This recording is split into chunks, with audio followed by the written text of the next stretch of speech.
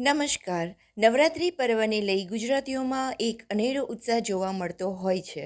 9 દિવસના અલગ અલગ ટ્રેડિશનલ ડ્રેસ સાથે જ્વેલરી સહિત સંપૂર્ણ ટ્રેડિશનલ ડ્રેસમાં સજ્જ થઈને ગરબાની રમઝટ બોલાવતા હોય છે. ત્યારે દાહોદમાં રહેતા મારુતિ સોનીને ગરબાના એક અનેરો શોખ છે. સાથે જ તેમના પત્ની પણ એટલા જ શોખીન છે. દરેક નોરતે ટ્રેડિશનલ ડ્રેસ સાથે અલગ અલગ પ્રકારની ખાસ પાઘડીઓ તૈયાર કરાવીને આ દંપતી ગરબામાં પહોંચતું હોય છે.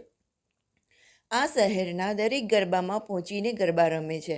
દરરોજ તેમની પાઘડી અને ડ્રેસિંગ આકર્ષણનું કેન્દ્ર બનતું હોય છે. નવરાત્રિ પૂર્વે થોડા દિવસો પહેલાં પહેલગામ હુમલા બાદ ભારતીય સેનાએ જવાબી હુમલામાં પાકિસ્તાન સામે ઓપરેશન સિંદૂર અંતર્ગત મોટી કાર્યવાહી કરી હતી, જેને પગલે સમગ્ર દેશવાસીઓમાં ભારતીય સેના માટે ગૌરવ થઈ રહ્યું છે. અલગ અલગ રીતે લોકો સેનાની કામગીરીને બિરદાવી રહ્યા છે. ત્યારે નવરાત્રિ પૂર્વે મારુતિ સોનીએ ઓપરેશન સિંદૂરની થીમ ઉપર ખાસ પાઘડી તૈયાર કરાવવાનું વિચાર્યું અને 2 મહિનાથી પાઘડી માટે મહેનત શરૂ કરી. પોતાના માટે 7 કિલો વજનની પાઘડી અને પત્ની માટે 2 કિલોની ખાસ પાઘડી તૈયાર કરીને પાઘડીમાં કર્નલ સોફિયા કુરેશી અને વિંગ કમાન્ડર વ્યોમિકા સિંઘના ફોટાની સાથે ટેન્ક, હેલિકોપ્ટર સહિતના યુદ્ધ લડાયક સાધનોની કૃતિઓ પાઘડીમાં રાખવામાં આવી હતી. આકર્ષક દેખાતી એ પાઘડી સાથે દંપતી ગરબા ગ્રાઉન્ડમાં પહોંચતા જ આકર્ષણનું કેન્દ્ર બન્યા હતા. હું મારુતિ સોની છેલ્લા 20 વર્ષથી આવી રીતે ગરબામાં અલગ અલગ વેશભૂષામાં આવું છું. આ વર્ષે પણ મેં કંઈ નવું કરીને વિચાર્યું હતું.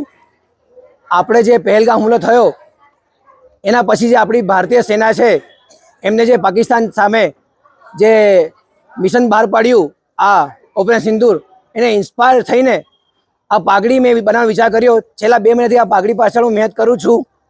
આ પાઘડી ટ્રિબ્યુટ છે આપણી ઇન્ડિયન આર્મીને. આ પાઘડી ટ્રિબ્યુટ છે મોદી સાહેબને, કે જેને ભારતીય સેનાને આટલું પ્રોત્સાહન આપ્યું કે એ લોકો જઈને ત્યાં આતંકવાદીનો નાશ કરે. આ પાઘડી બનાવવામાં 2 મહિનાનો સમય લાગ્યો છે. આનું વજન 7 કિલો છે. આવતા વર્ષે પણ આવું કંઈ નવું વિચાર છે. અને આ પાઘડી ઉતારણ છે આપણી ભારતીય શક્તિનું, કે જેને આપણે મહાલક્ષ્મી પણ કહીએ અને જગદંબા પણ કહીએ છીએ. મારું નામ મારુતિ સોની.